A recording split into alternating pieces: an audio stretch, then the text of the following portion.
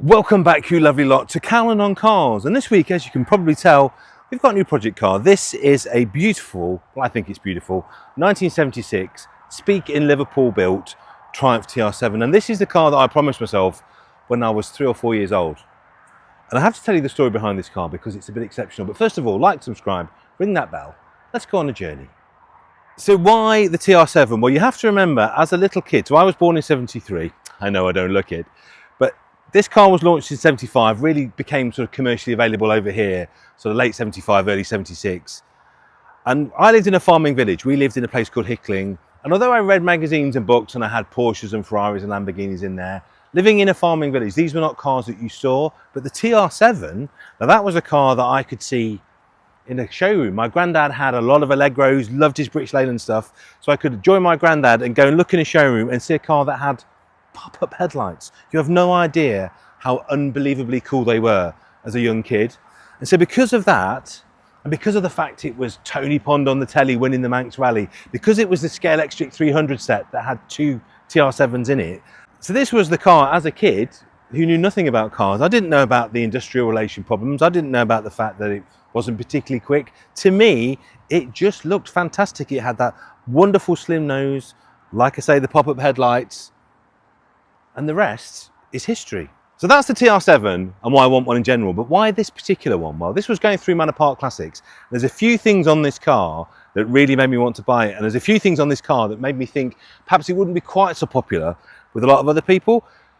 The main reason I want to buy it, you can see it's a launch spec, a US launch spec, 76. You've got those little tiny 13-inch wheel with the beauty trim rings on. It's got the bigger bumpers, which I'm not a massive fan of, but they're kind of right for the time, and they're not the worst looking impact bumpers ever made. The other thing is, it's original paint, original panels, and it's completely rust-free, which suggests to me, as we sit here in the rain, it's not seen a lot of that. I think it's had a very easy life in a hot state in America. And the other thing is left-hand drive, which again will put a lot of people off and make the car much, much cheaper. But to me, I don't mind left-hand drive cars at all. I've got 1 or 2 of them already. It doesn't really make a difference to what side I sit on, but that will make it much cheaper. And to cut a very long story short, the hammer fell at 2,300 quid for an original paint, original panel, although they are panels with a lot of dents in, 1976 TR7. Now the heart of this beautiful little car is of course this engine, and she'll come on to that in more detail later on, but one of the reasons that the TR7 wasn't met with universal acclaim was it wasn't considered to be at the time as pretty as some of the TRs that had gone before, which were more classically elegant. I think the TR7 was perfect for the time. Everyone was doing the wedge thing in the 1970s, and I think Harris Mann absolutely nailed it. The other thing the car was criticised for was, of course, the fact where there'd traditionally been a 6-cylinder engine, it was now a 4. Now, Triumph themselves would sort that out with the V8 later down the line, but at this point, and this smells delicious, I wish you could smell this, it smells so good. It smells like every old Saab I've ever had. They put this in. Now, this was developed with Ricardo, joint funded with Saab, and this was an engine that you'd find in a Saab 99 from 1968. So it was a well tried and tested engine, and I love it. It's gutless, but it looks right, it smells right, and I think it's great for this car, I really do. And the amazing thing around here is just look at the inner wings, just look at everywhere where a TR7 rots, this one really hasn't, and it's one of the many reasons I wanted to buy it. So it's a bit rough around the edges, as I say, there's a lot to do, but actually, structurally, where it matters, in terms of bodywork and panel work and welding, nothing to do for 2,300 quid.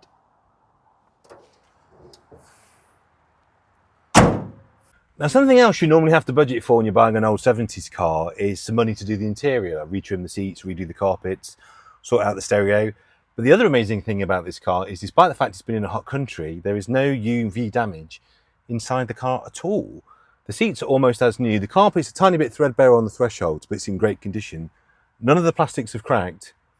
It's in amazing nick, which is going to save me a fortune. And it's so 70s. I know the later cars, the cars that got nearer to 80 got the tartan interior, but I actually prefer the black Accord. I think it looks more sporty. So again, couldn't be happier. And the crazy thing is, even inside the boot, where normally you'd find a bit of corrosion, certainly some water gathering, and it's just been raining, as you can see, completely bone dry. And everywhere you look, perfect seams, perfect fixings, perfect edges. I think it's got potential. Now, the rain is being very flattering, but you might just see down the side there are more dents than I have ever seen on a car in my life. So we are going to have to get those done at some point. But you know what? I love the fact it's in original paint. I love the fact these are the original panels. So I'm going to do everything I can to get that straight without touching the paintwork. It would be such a shame to paint this car. So I think it's got the ingredients of a really decent little project. It hasn't broken the bank to buy, shouldn't cost a huge amount to put right, and it looks fantastic. Let's see what it drives like. That familiar whine of the engine that's in my 99. I have to say this really works well as a left-hand drive car. We must address that elephant in the room, the fact the car is left-hand drive. A lot of you might be put off by buying a left-hand drive car, but I think as we've seen, the beauty of doing that is if it's come from a hotter country or a better climate than we have here in the UK, the upshot is a rust-free original paint car, and there is no way I wouldn't have thought that a 1976 right-hand drive British car that spent its life here would be anything like as rust-free as this one. So I'll take that trade. I'll always take that trade. Left-hand drive rust-free over right-hand drive restored. Always the way to go. So now I'm delivering this promise to my 4-year-old self. What is it like? Well, the carbs do need setting up. It's on 2 Strombergs, this one, and I don't think they're running quite right. So I am playing a trombone-esque symphony on the choke slider, trying to get it to run perfectly until it's fully warm. But it doesn't drive badly. It's not fast, and being a 4-speed, it does run out of gears quite quickly. And I don't think the speedo's reading correctly. The mileometer, the odometer has stopped working and recording. So we've got a few jobs to do. We really do. But is it delivering on what I thought it would be as a little kid? Do you know what I think it is? It's absolutely fantastic. Right, T-junction. This is the disadvantage of left-hand drive. At an oblique T-junction, you can't see what's coming. Luckily, you've got a window at the back. Because that's the thing about these older 70s cars. Not only do I think they look better, and they're a little bit more basic inside, but of course the glass house, how thin the pillars are, and how great the visibility is so much better in 1970s cars. It's just hesitating and jumping a bit. What I found with this car is you do need to literally play a tune on the choke. And people of a certain age will understand what that means. Kids will be watching this going, what are you talking about, old man? There's a real art, isn't there, to choke cars? There's a real art to making sure that when they're cold, they start, knowing when to put it in, when you're going to have to bring it back out again. It's a bit like the Hokey Cokey, really.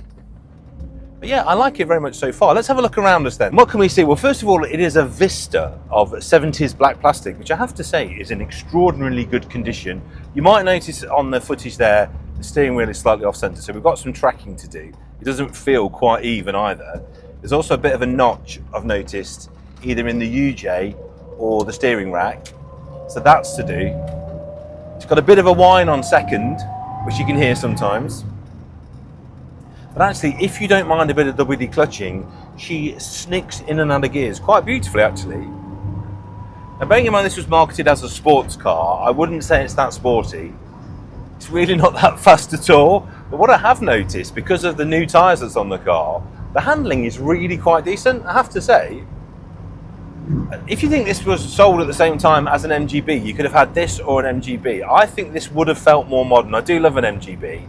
But there you've got effectively a 1960s car dressed up in a 70s frock, where this very much looks and feels and drives like a 70s car. It's got that aesthetic, it's got that dashboard layout, it's got that feel to it. And the handling for such a short wheelbase feels, as you'd imagine, really snappy. It's got a lovely turn-in on the front. Car rotates very quickly and easily. And I love it. So something that a few people have said online is that I can't believe that I fit in. I think that's hopefully in relation to my height rather than my width. It is quite surprising, actually. Again, but if you look at some of the cars from this period, MGBs have a huge amount of legroom. I wouldn't call this a huge amount of legroom, but I can fit and I am comfortable. I'd probably say the steering wheel is a little bit close to my knee. I think what we'll do is talk to our friends maybe at Mount Knee, which would be period perfect, and get a little Mount Knee and a extender and bring it, or get a deeper dish wheel and bring it a little bit further out. You can hear a few knocks and clonks, can't you? But temperature gauge is fantastic. Gear change is good, if not perfect. It sounds quite nice when you rev it, but I can tell you now, it is not the 105 horsepower that it was advertised with. Let's do some drag racing away from the lights. It does sound quite gruff and coarse, that 2 litre. It's not refined, is it? But it is characterful. I have to give it that. A lot of people ask, is it a Triumph engine or is it a Saab engine? Well, it does say Triumph on the top of it. You've got to give it that. Now, Triumph and Saab both went to Ricardo, spent some money and said, develop us an engine that we can share. But bizarrely, even though you would argue it's a Triumph engine with Triumph on the top, Saab actually fitted it first. Saab fitted it in '68, which was nearly 4 years before Triumph did. So I would say it's a Saab engine. It's one of the many reasons I love this car, is because it's a link back to my true love of Saabs and the Saab 99, which I think is one of the greatest cars on the earth. And they have the same engine. I say fitted to that car long before it was fitted to this. So what else have I got to do in here? Well, the seats, as you can see, are absolutely beautiful. They're almost in pristine condition. The door cards are great. The steering wheel's nice, but I think we're going to change it. I love the fact... Well, when people square up to a cop... It's got original radio, and that looks and works beautifully, and even the speakers in the doors sound good as well. Headlining needs a clean, but it's in perfect condition. So actually, money to spend inside the car is not a lot. I think this is going to be quite a cheap restoration, this one.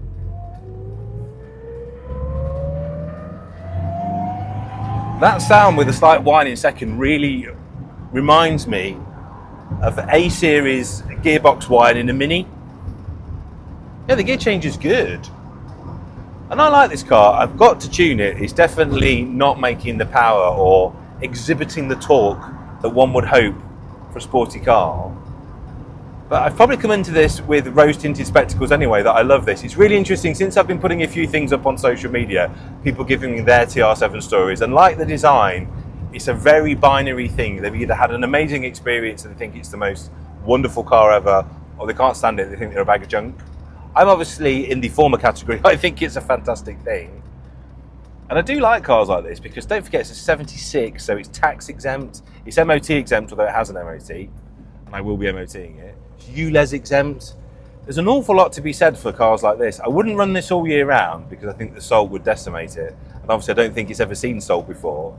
But you could, for 8 or 9 months of a year, run a car like this as your daily, and I think it would be surprisingly practical. The boot's bigger than you think.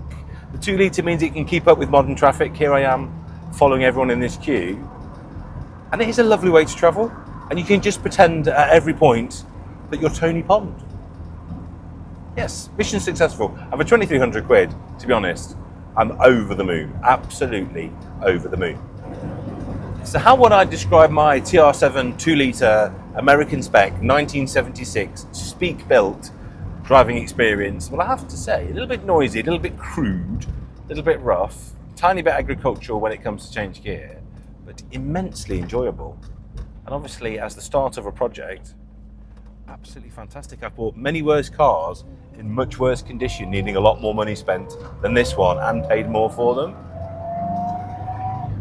But the thing I'd really try and drive home is, if you had a car when you were a kid that you really, really wanted, and you find an example of one, and you can afford to buy it, and it doesn't need load spending on it, just have a go at it. Even if you don't like it and end up selling it, at least you've tried, at least you've fulfilled that promise to yourself. Because there's a real magic when we're kids and we don't know anything about cars. Some would argue I don't know anything about cars now, but as a kid I didn't have a clue. All I knew is that this car looked unspeakably exotic, and unlike the stuff that I saw in the magazines, was something that I could touch and feel and experience. It was something I could go into a showroom and see and sit in. You know, I couldn't sit in a Porsche, I couldn't sit in a Ferrari. I didn't have access to those kind of cars. So to me, this was the first exotic car in my orbit. And for that, I think I'll always love it.